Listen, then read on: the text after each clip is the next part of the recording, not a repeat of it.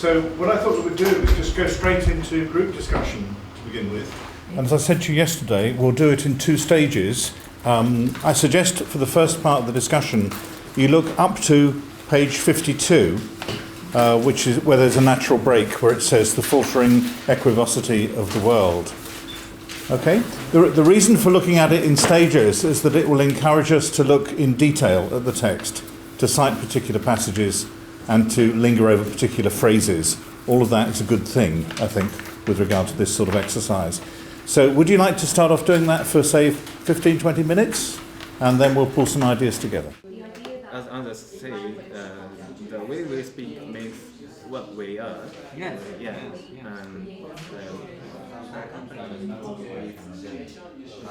We Japanese people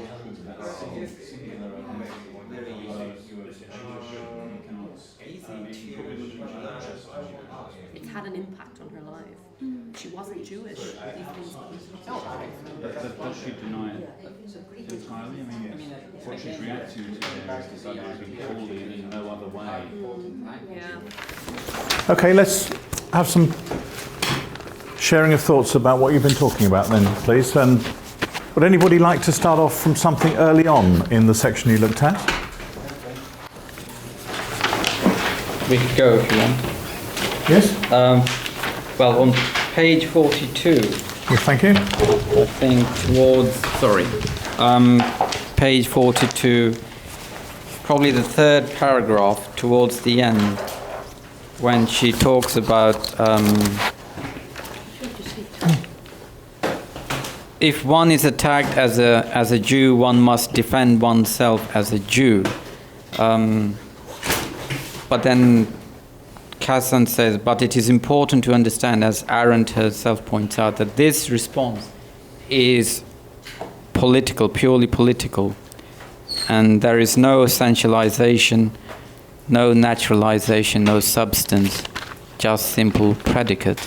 And I think I found that, well, the rest of us found that quite interesting, that maybe what she's saying is that when a particular part of you is attacked, that part is which is the most prominent, or becomes the most prominent, but it is not. I think it only becomes prominent because it is attacked, and if it wasn't attacked, you would not say, right, I'm a Jew. But it is an act of. It's a purely political thing to stand up for it rather than on any religious grounds, perhaps. Okay. It only becomes prominent when it's attacked. Would she go further and say it only becomes real when it's attacked? Because she's resisting the idea that it's an essence. So does this particular identity only exist in the context of the political? That is, people agreeing with you or taking exception to you or arguing with you and so on. Well, I don't know, to be honest with you. The section is called assigning identity, a political predicate and not an essence.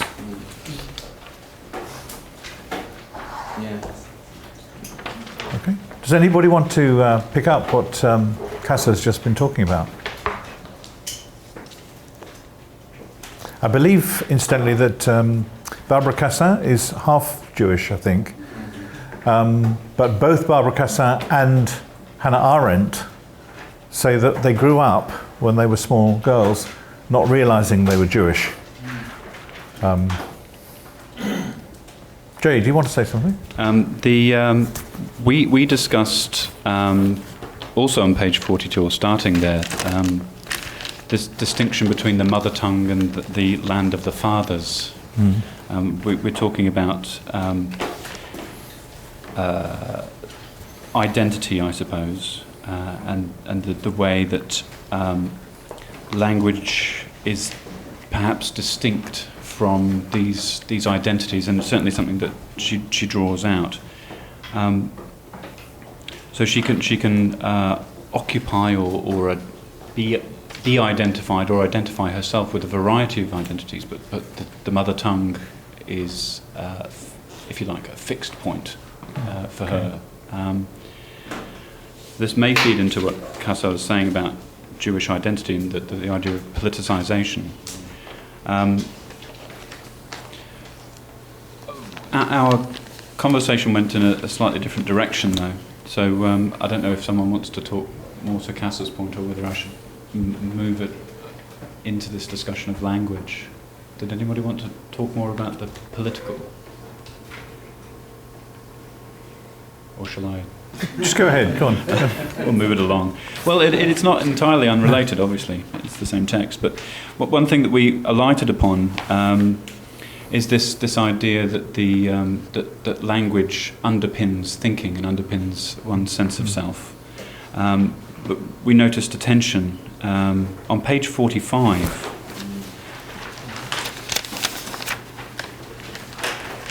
She talks about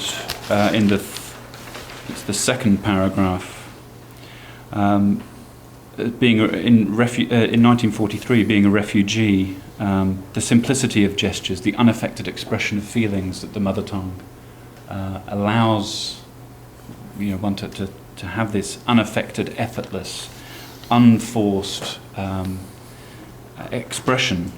But further down that paragraph, she says, 34 years ago, so this is some time later, the mother tongue is the only thing you keep with you from the old country. I've always tried to keep this irreplaceable thing intact and alive. And the act of trying implies effort, implies that this is now forced, that this is something that she has to work at. And she goes on the next page, I've always consciously refused to lose my mother tongue. So she's now trying very hard. What we were talking about is... What's the page again, please? I'm sorry. Page 46 there. Okay. Is can you separate the language, as she has done, from the Volk, from the place which has generated this language? So you said folk, you mean the people? Yeah, yes, the people. Sure. And we were questioning whether her project, if you like, was possible, that she could maintain this away from its source. We had the image of something with unplugged from the mains, as it were. It runs out of power if it's kept in isolation for too long. Did you want to talk about... I'm handing the microphone over. Is that your thinking? Yeah, I mean, I think this idea that the only thing she's taken with her is the language, I think is not honest. I think it's she's very consciously trying to separate herself from the state or the context that she grew up in, that she's been exiled from, and I think there's a sense that she's denying the sort of the aspects of that which constitute, in a sense, her identity, as language also does.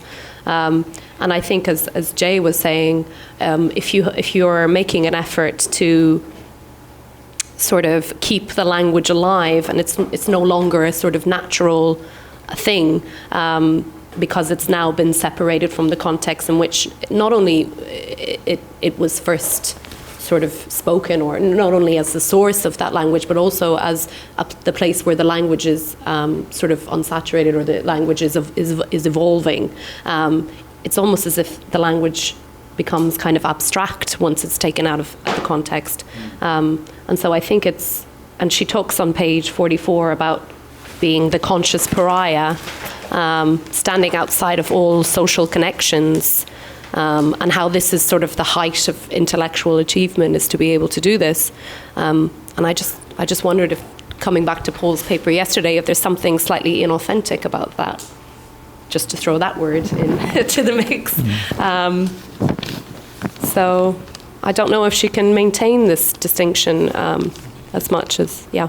Just to go off on that point, she states earlier in the paper that she has no nostalgia for pre-Hitler Germany. What is left, the language remains, but it seems to us at least, that she has a nostalgia for the language, in effect. It is worth saying she wouldn't have been isolated as a German speaker in New York this time. I mean, obviously the influx of people from speaking German had come on for a long time. And the influx of Jews into New York around that time would have been enormous. So there'd be plenty of other people speaking the language authentically. Does anybody want to follow up on that? I want to make a comment. For me, I think there's something that is not said about her, because she was a German person, and she was betrayed by her fatherland when she was exiled for being a Jewish. And as you said in the beginning, that she didn't know she was a Jewish until she grew up, and she didn't learn Hebrew as a child. That is something connected with this idea of being Jewish as well. And there is another thing about being Jew. The Jewishness is passed on by the mother, it's not by the father, it's by the womb. And she talks about her connection with the German language then, but once she got to the United States, she tried to learn Hebrew, but then she couldn't. So I don't know how she negotiated being a Jewish, not speaking Hebrew, and being the one, for being a woman, she was the one who would pass on the Jewishness beyond. And I think there's an omission there in a certain way. Omission? Yeah, yes. yeah. At least I felt that. Okay. Anybody, please? Yes, go on. Yes, I would like some non-institute education. We have quite a few words here, so Go on then. Take Give the microphone back. There are quite a few interesting points making. Right.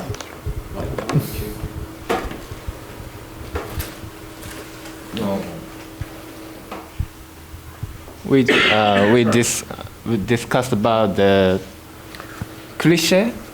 Cliché? Yeah, cliché.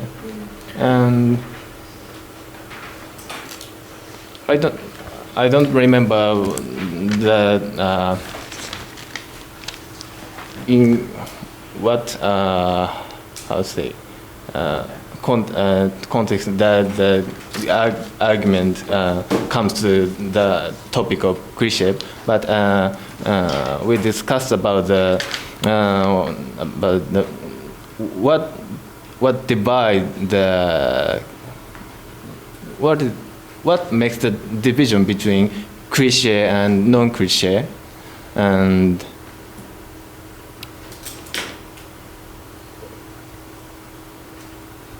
this is my opinion in reading this text. For example, in page 47, there is an example of Eichmann, and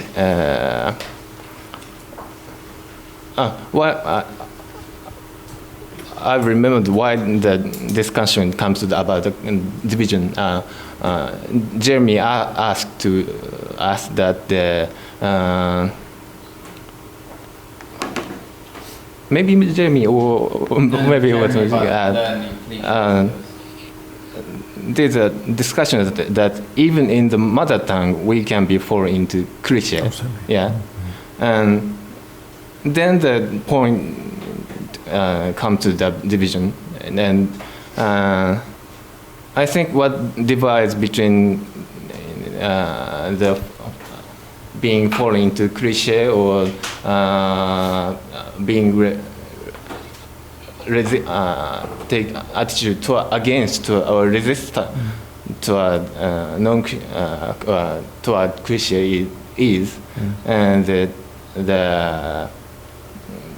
very productivity or inventiveness. And my interpretation is that the cliché attitude is that, for example, Eichmann is in the attitude of complacency in his own terminology as a specialist. So he doesn't reflect his own way of speaking, his own terminology, his own perspective. Yes. And I think that's the point. What the division between cliché and non-cliché. Okay. Yeah. So he doesn't speak in his own voice. Yeah. You could say. Yes. So especially the 7th lines of page 47, there's a sentence that as Anders underscores, we become the way we speak. Yeah, this is a very striking sentence, I think. Thank you. Anybody else to add something?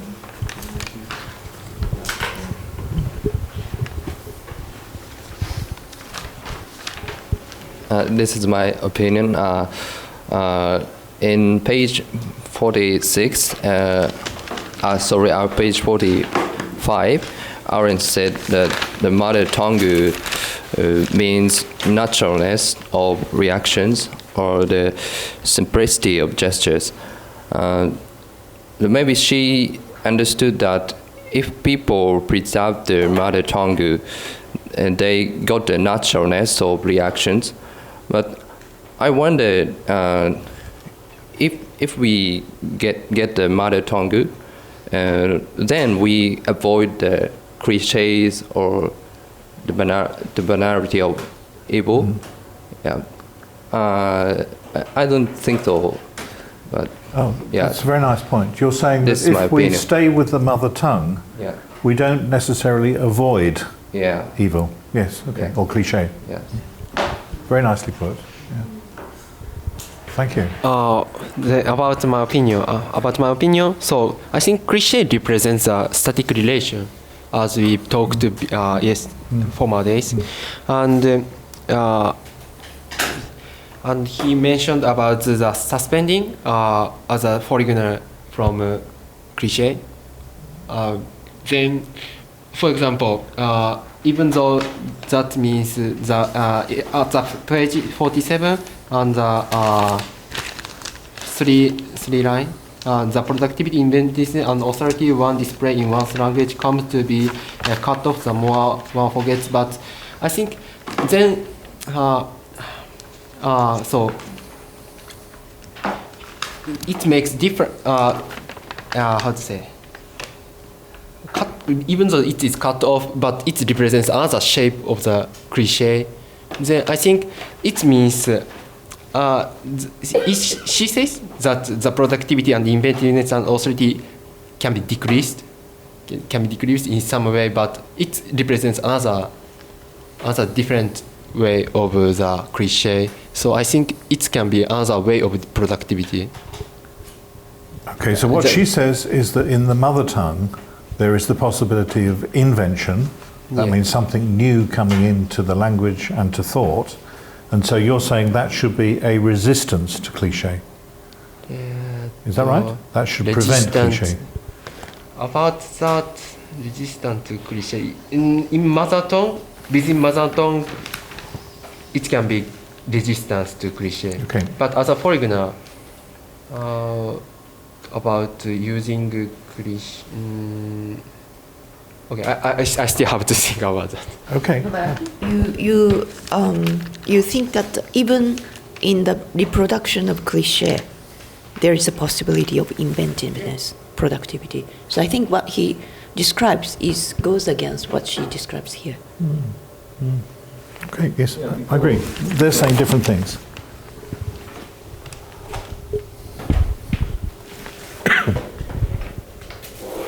Because we discussed, and especially Jeremy said, that when learning foreign language, we have to start from learning cliché. So yeah, that's the point. So, and that's why he mentioned about the possibility of going into into productivity from the state of cliché way state. Are you saying that the initiation into the mother tongue and the kind of pattern of cliché is the kind of condition for inventiveness, invention, productivity? Is that your point?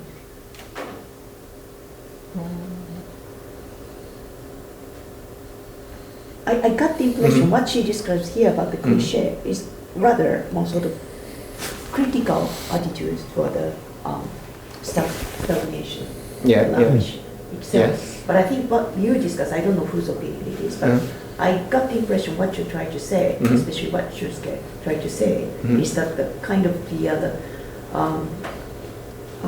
cliché, in a way, is necessary condition for invention. Is that what you're trying to say?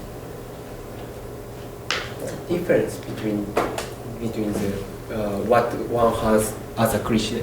The difference between what regards as a cliché and what actually one has a cliché,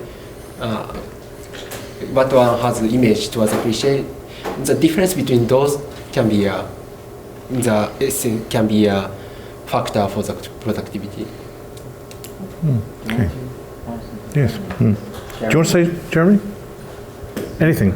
Sure, about your experience. I don't know if this is relevant. I want to put a caveat because an American learning Japanese by his own will is very different than a German exile never going home. So this probably, I realize the privilege of this comment, but my point was on these sentences is that it seemed to be that when you learn a foreign language, or when you are confronted with your mother tongue and another language, that if you take the cliches, then the productivity, inventiveness, authority all die. And my point was that you have to first learn those cliches. That's the only way into that, and that's the first step. And then once that is in place, then the inventiveness is possible.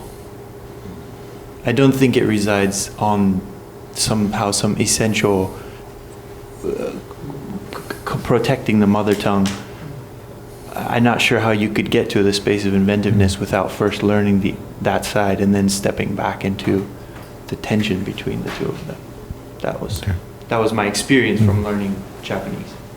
Jeremy used the word caveat, Latin word which means warning. Okay, he's giving a caveat, a warning. Yeah, Adrian, take over, please.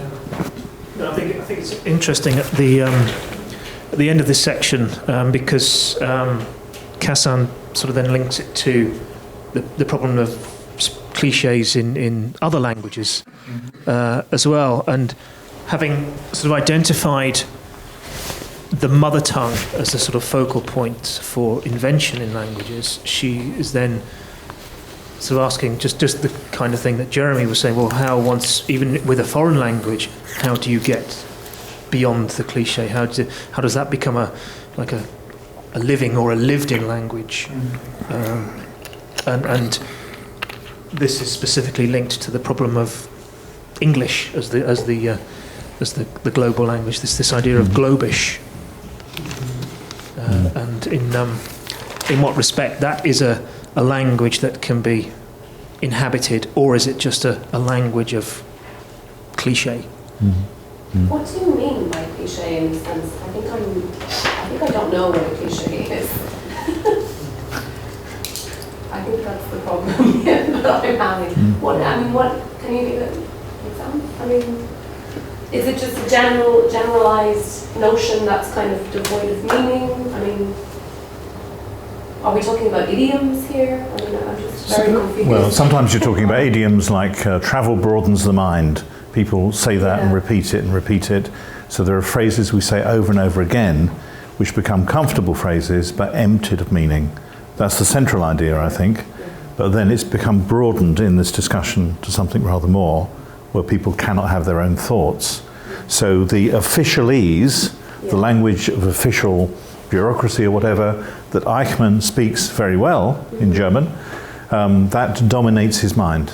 So what's the cliche in learning a new language? What are these cliches? In learning a new language, well, I think what you meant is that when you learn a foreign language, you learn to say, my name is Paul. I live in London. You learn all those things that have no substance to them, but they're easy to say. You know, they're familiar structures. You're learning the structures rather than something meaningful. Do they have no substance? I think so. You meant foreign language learning, I think, did you, when you were talking? Yeah.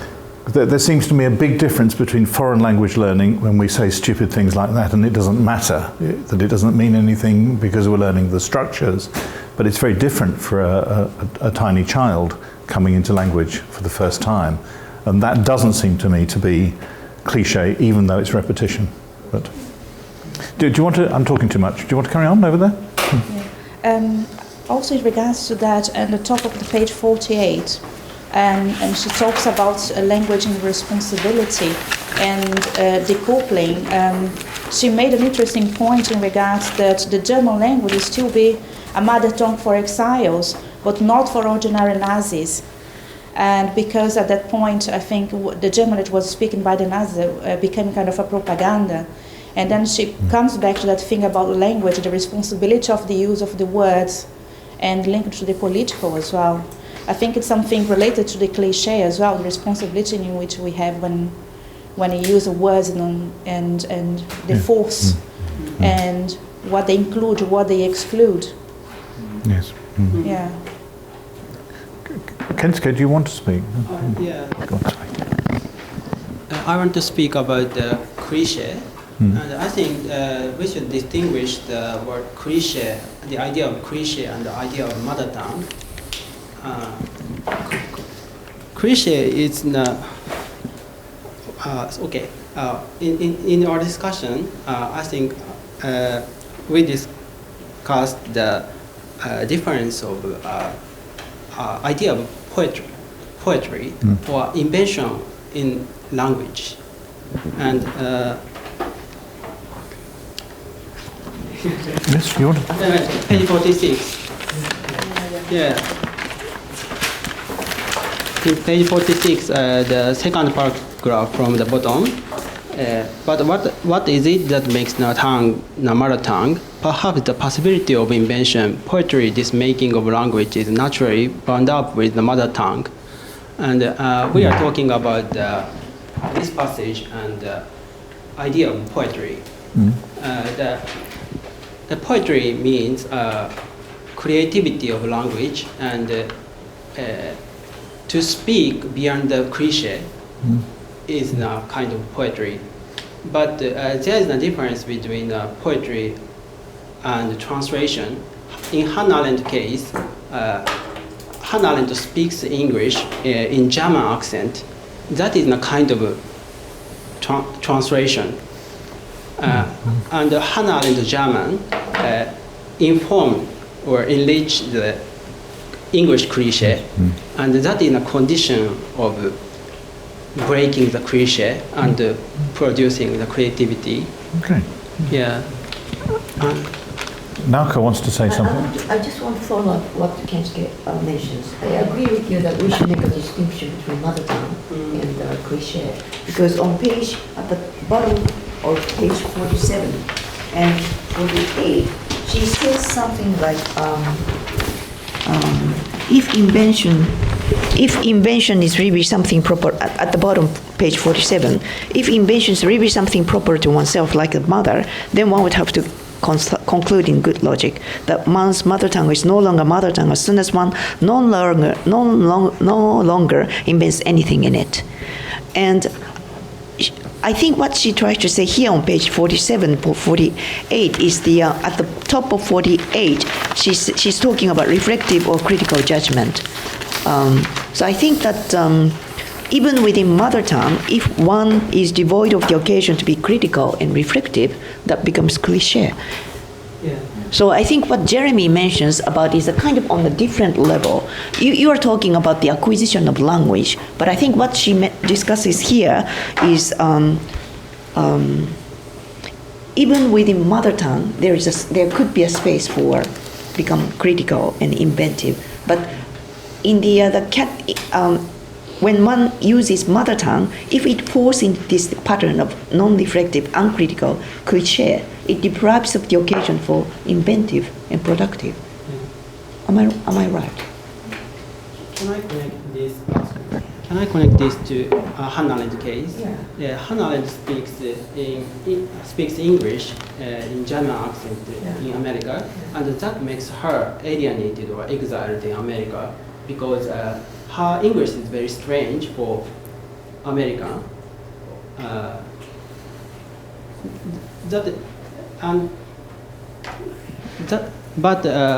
Hannah Arendt has already had such experience in German. Hannah Arendt was assimilated Jewish in German, speaks German, but Jewish people in German have a very exiled experience already in German because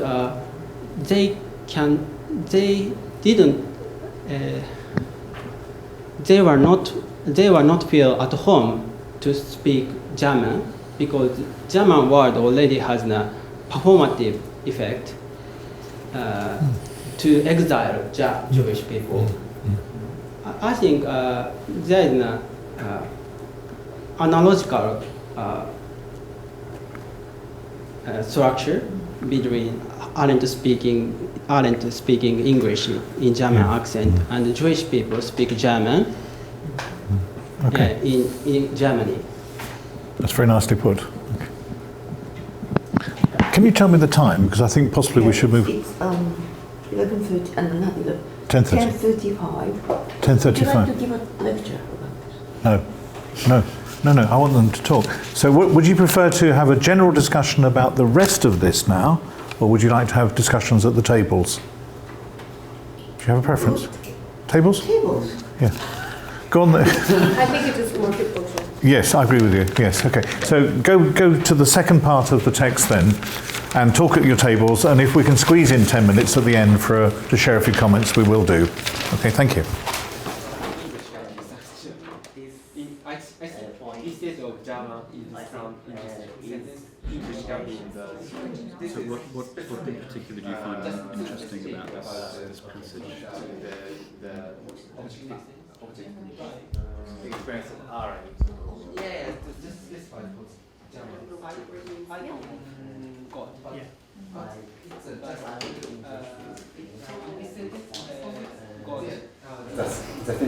Okay, let's come together now then, please. Okay, so would someone like to start off just giving a comment from your table, something that came up that was interesting? Okay, who'd like to start off? Jutta, do you want to say anything? I'm interested in page 58. Yeah? Page 58.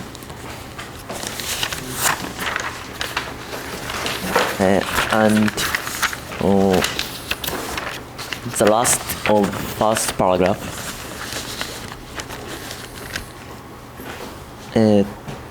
This is reflected in the way they go about classifying things.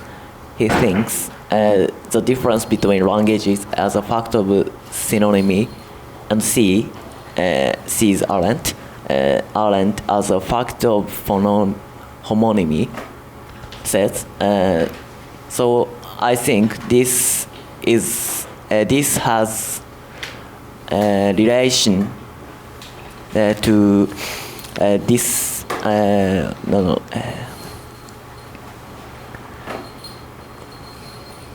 this the top line uniformization of equilibrity have connection this point. And next paragraph, what is most remarkable is that the equilibrity is not simply located between languages, but from one language to the other, but within a single language. I think this means equilibrity is located language and this not only this static point, but also one language to the other language to this dynamic point. in this dynamic point, the equivalence exists. Please help me. Right, can you help me? So, I think what you're saying there is that that even if you were to have a single language, even if you were to homogenize the language, you still wouldn't get a uniformity, because even within a single language there would be different expressions and different associations within it. So this idea of the uniformization of language under totalitarian regimes, I suppose, is an impossibility. Okay. Is that what you're saying? Thank you. It's a very interesting comment. We're going to go around quite quickly because of time. So, on this table, does anybody want to say something, please? Right, I'll come back to you. On your table, would you say something, please?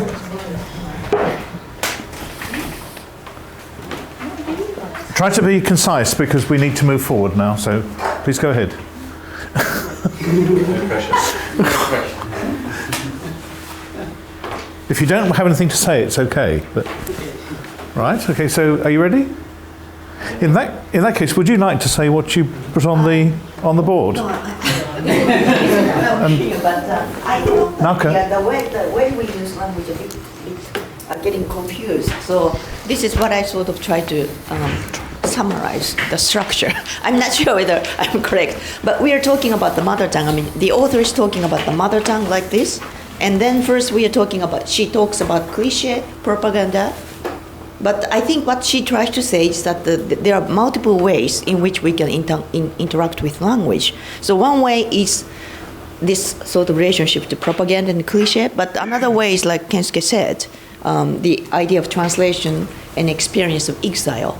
So this is a kind of part of the way one can interact with one's language. But I think that she also uses the term fatherland, and which it makes contrast to the kind of mother tongue. And I think what she is critical of is this kind of tendency toward the fixation of identity, nationalism, and in part, she's critical of Heidegger. So am I correct in understanding this way? So that's why I asked to this group that the way you mentioned about cliché is probably part of the one aspect of mother tongue, but I thought her focus is rather more on this side, the relationship to another way of relationship to language. Is this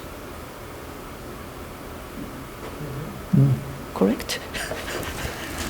Could I connect that with what Jota said? Because I think partly what you were referring to is that the space of translation opens within a language, which is a theme that you write about. So translation operates intralingually, not just interlingually, and that's very important. Okay. So I'm sorry we need to stop there in order to move on, but if you want to come back to some of these ideas later on, perhaps there will be an opportunity. And I think that, your presentation in some way related to what we discussed in the book. Issue identity. Yes, some aspects, yes.